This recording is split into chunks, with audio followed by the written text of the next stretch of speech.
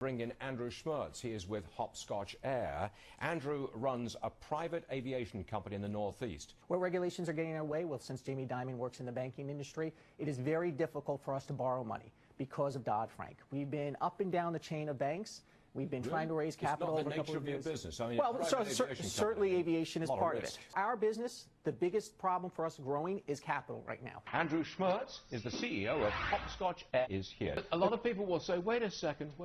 You're hiring a private plane. You must have money. You can afford another $100. The historical data clearly shows that you raise the cost of flying and you get less flying. It's $100 now, but I'll tell you something. This business is dominated by small businesses. We live on the tipping point of success and failure every day. How much is it going to cost us to collect the $100? We're going to face extra burdens. It's a heavily regulated industry, and now we're going to have to do more paperwork, more accounting.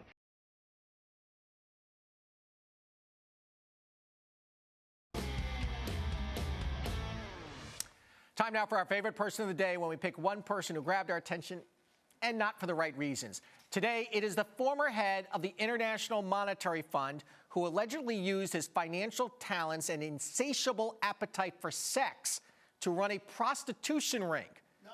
Remember Dominique Strauss-Kahn, the Frenchman who had faced sexual assault charges in New York, charges that were eventually dropped? Well, now he's on trial in Paris in a down and dirty, raucous proceeding where Strauss-Kahn and 12 other men are accused of aggravated pimping. Welcome back to Arise Exchange. Word today that the main shooter in the Paris killings received money from al-Qaeda. So how do terrorist groups get money, arms, and resources into the hands of those who do their bidding? Larry Korb from the Center for American Progress is in Washington and back here on Arise Exchange. Good afternoon, Larry. Good afternoon. In business today, three things to know. First, the interest rate game. We'll get out the Enigma machine and decode what Janet Yellen had to say in front of the Senate and whether the Fed plans any changes in policy. Welcome back to Arise Exchange. You know the names Oprah Winfrey and Tyler Perry when it comes to African-American media power players. But it is Byron Allen who has, some would say, been quietly leading the industry for decades. This week, though, he made a lot of noise by launching a $20 billion lawsuit against the likes of Comcast and Time Warner Cable, accusing them of systematically discriminating against minority programmers. And the suit alleges they are helped by civil rights leaders, including the Reverend Al Sharpton. Byron Allen, the CEO of Entertainment Studios, joins us now by phone to talk about this lawsuit. Byron, welcome to Arise Exchange. It's an honor to have you on the program.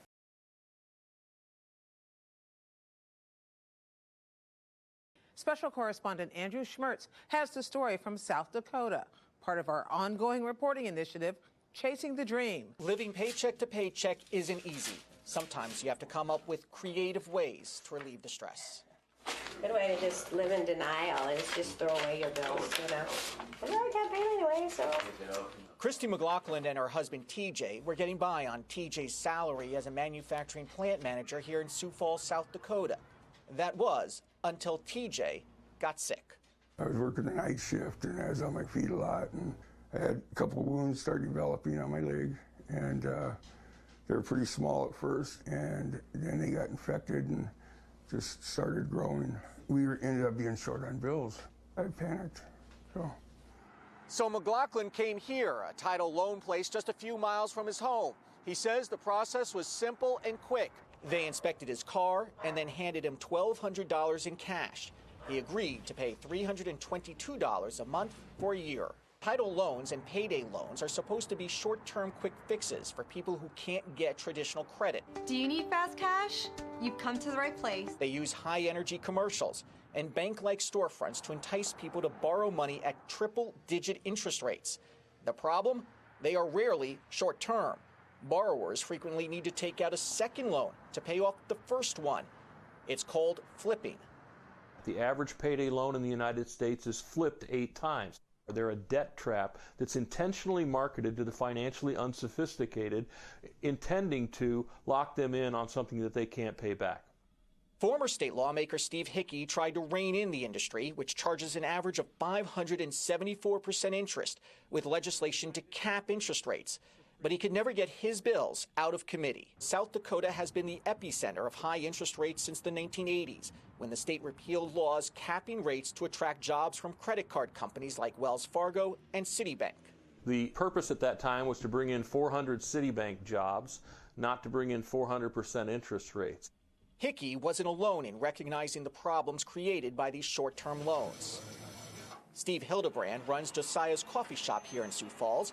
He's seen the detrimental effects of these high interest rates firsthand. I've had employee after employee after employee over the last 3 years in the coffee shop going through horrible, horrible financial experiences, taking out these emergency loans and just getting into this terrible cycle of debt that is incredibly hard for them to get out of. Hildebrand, an openly gay Democrat who worked on the Obama campaign, didn't have much in common with Hickey, a Republican and conservative Christian pastor who has railed against homosexuality.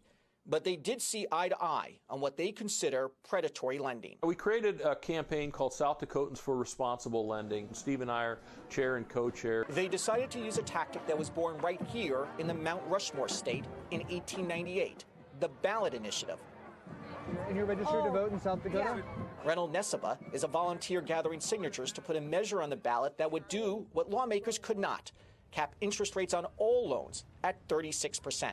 When asked about capping rates at 36%, the one payday lender who did speak with us was unequivocal. It's a kill bill for the state. The entire lending industry would be out of business with that. Chuck Brennan, a Sioux Falls native, is the founder and CEO of Dollar Loan Centers, a chain of more than 90 short-term lending stores with 11 locations in South Dakota. We have a huge customer base. In South Dakota, we've had over 40,000 applicants for loans over the years. Over 20% of the state who's over 18 has applied for a loan here, which really shows there's a need for the product out there. Further, Brennan says a rate cap will actually harm the people it's intended to help. It isn't like when the industry goes out of business, people are going to stop needing money. They're going to have to turn to online loans, illegal sources. After months of hard work, the campaign gathered over 20,000 signatures for Hildebrand to deliver to the Secretary of State. Payday lenders are going to spend millions of dollars on television trying to confuse voters and, misrepresent our side. So the fight's not over. Hildebrand has 1 year to convince South Dakotans to vote for his interest rate cap. For the PBS NewsHour, I'm Andrew Schmertz in Sioux Falls, South Dakota.